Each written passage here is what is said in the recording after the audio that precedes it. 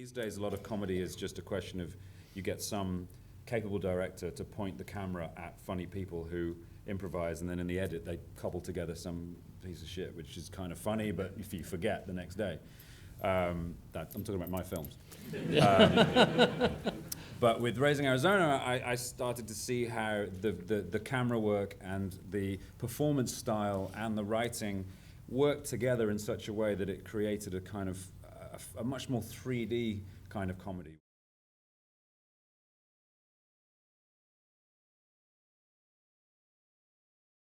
Just to sort of start off with, I'm just really intrigued in terms of your kind of early memories of kind of first going to the cinema or watching films. Was it TV? Was it going to the cinema? Was it kind of watching VHSs? What was your kind of your way of consuming films, so to speak? I had a sort of a number of different ages of cinema, I guess. When I was very young, I lived on the same street as a cinema in Gloucester called the ABC, and I remember going to see all my formative sort of young movies there, like Sinbad and the Eye of the Tiger and Pete's Dragon and Star Wars, and was a very regular patron of that cinema. And then as I became a teenager and just as the VHS sort of thing happened, I started watching a lot. I have all my sort of horror epiphanies were in the darkened rooms at my friend's house watching American Werewolf in London and Dawn of the Dead and The Howling, and then as a student starting to watch films on a sort of theoretical from a theoretical standpoint and discovering a whole new sort of realm of cinema. So yeah, it's been in my life throughout and beloved in every incarnation.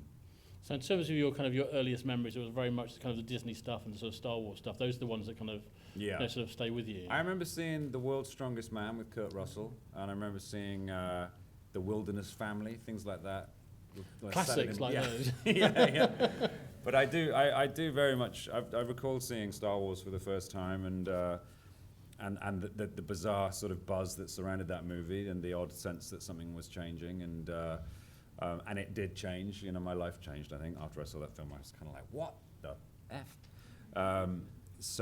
Yeah, I mean, I became a film lover at a very young age.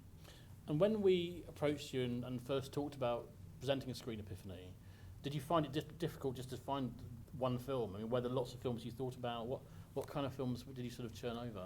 No, because I feel like this film was an epiphany for me. And so when the word was mentioned, I immediately thought of Raising Arizona because it means so much to me on so many different levels as a fan of the film, but creatively it changed the way that I viewed the mechanics of film comedy. When I first saw it, I kind of sat there and felt myself thinking, holy shit, this is, you don't just film funny people. Comedy isn't just about the screenplay. It's not about the actors solely. These days, a lot of comedy is just a question of you get some capable director to point the camera at funny people who improvise, and then in the edit, they cobble together some piece of shit, which is kind of funny, but if you forget the next day. I'm talking about my films. But with Raising Arizona, I started to see how the camera work and the performance style and the writing worked together in such a way that it created a kind of a much more 3D kind of comedy, whereby you were there were jokes in the way that the camera moved, and there were jokes in the way that the camera moved rhymed with itself, like thematically and structurally, and the way that the script repeated. A lot of what you see and what I went on to do with Edgar, it's Shaun of the Dead, you know, the You've Got Red on You. Okay then is Raising Arizona's You've Got Red on You. The idea of, you know, sort of creating cyclical dialogue and rhyming scenes with each other. That all comes from this film, you know. So I had Edgar here now. Who would kind of profess to being the person who saw it first, or did you see it together in terms of? I'm not it's sure. Obviously, a film you bonded over. It's a film we definitely bonded over. This and Dawn of the Dead was our sort of like, you know, our first formative, tentative first dates that we had before we kissed. I've got here that something a few years ago. And I guess what I'm interested to know is whether this list has changed. Yeah. But you put down as your top films, your top 5: Dawn of the Dead, Raising Arizona, Annie Hall, Taxi Driver, and The Empire Strikes Back. Yeah, And would that 9 be the Lives same with Kevin Spacey is probably number 3 now. Yeah. No, I think those are all films that had a sort of impact on me on a sort of cellular level, you know, and affected me as a would-be and eventual filmmaker, and influenced me enormously, and I think that list will probably stay strong forever, you know.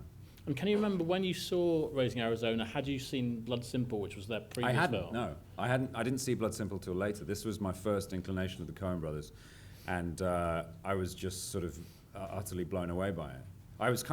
It was one of those experiences where afterwards I felt a bit out of breath and confused, because it genuinely had an effect on me, and I just interested. Who hasn't seen the film, just by show of hands? What the fuck is wrong with you? There we go. So, and my dear friend Claire as well, who I bought specially to see it. No, that's really exciting. I'm very happy to know that, because, and of course, why you know, not everyone's seen every film. It's silly to think that they have, but it's nice to know that there'll be a vicarious sense of enjoy. If I keep turning around and looking at you and seeing if you're laughing and enjoying yourself, don't feel uncomfortable. Maybe a little uncomfortable.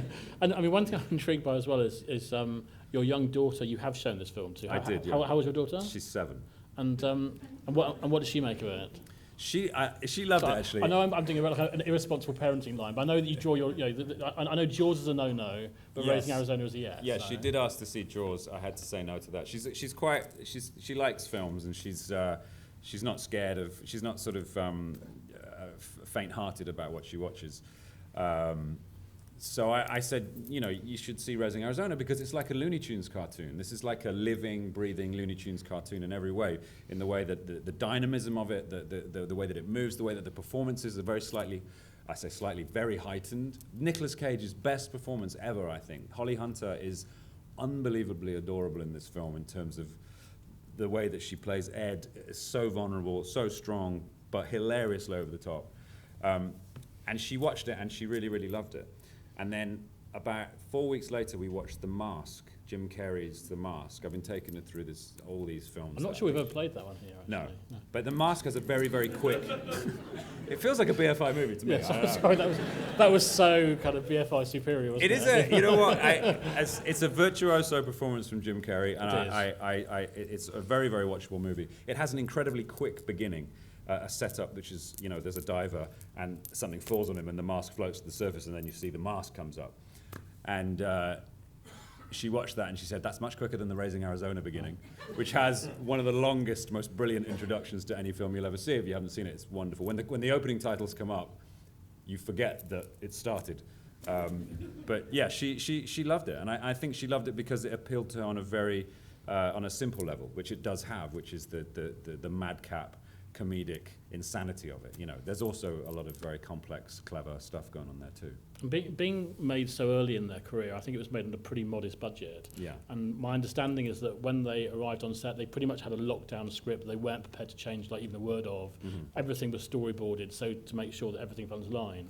And Nicolas Cage, I think, had some problems with that because obviously he was used to kind of changing stuff and working with the directors a lot more. I think there was definitely tension, I think, there. Fucking actors, man. I was going to say, as an actor, from your point of view, I mean, do you go there and expect that actually, you know, the script is there to be... Well, Edgar and me are like, you know, when we write a script, it's so sort of, we fine-tune it so much, we're quite anal about it, that when we get to the set, really... it's all the work's been done, and we'll have rehearsal as well, so that we can actually get. When we did The World's End, we had 4 great actors in Paddy and Nick and Eddie and Martin, and I was the 5th. That's why I didn't include myself in that group. So we had rehearsal so that we could actually chuck stuff around. Nick is a brilliant, you know, he's the funniest man I've ever met. So he'll come up with stuff and we'll put it in. But that all happens beforehand. So then when we get to the set, there's no messing around.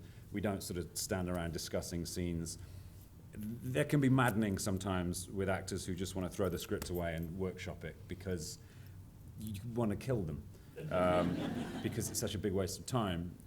You know, sometimes it's worth doing if the script is in flux, but if you have something which you're very sure about, you need to get on with stuff. And I can imagine this film is it's so machine tooled, you know, in terms of how it runs. It's meticulous, yeah, and starting to mess with that would the trouble is often an actor will think about the moment rather than the big picture. So they'll start thinking about the scene as a sketch and not as part of a larger thing. And if you start to affect a little thing in a complex machine, everything else messes up. So I think that's probably what they were experiencing with Nick Cage there. And there was a small bunch of actors who were fired from this, which were actually a lot of the babies, who started to walk at various points when they need to crawl. So apparently, they even had like one mother who put apparently shoes on her baby the wrong way round to make sure there was no chance they were going to be walking, to keep that baby in the picture. What a pushy stage mom. Yeah.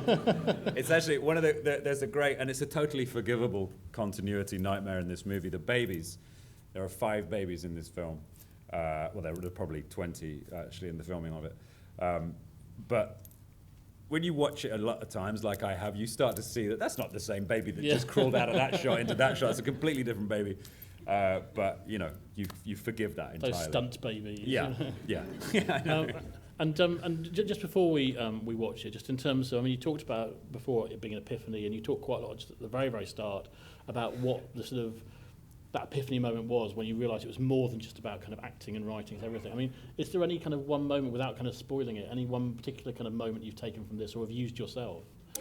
I do. I love the fact that it kind of the cyclical nature of a lot of it, the way that it structurally sets itself up like a sort of a poem in a way, which I think is lovely, and the fact that it gives the audience a lot to do. You know, there are things for you to spot and do. It doesn't treat you like a fool.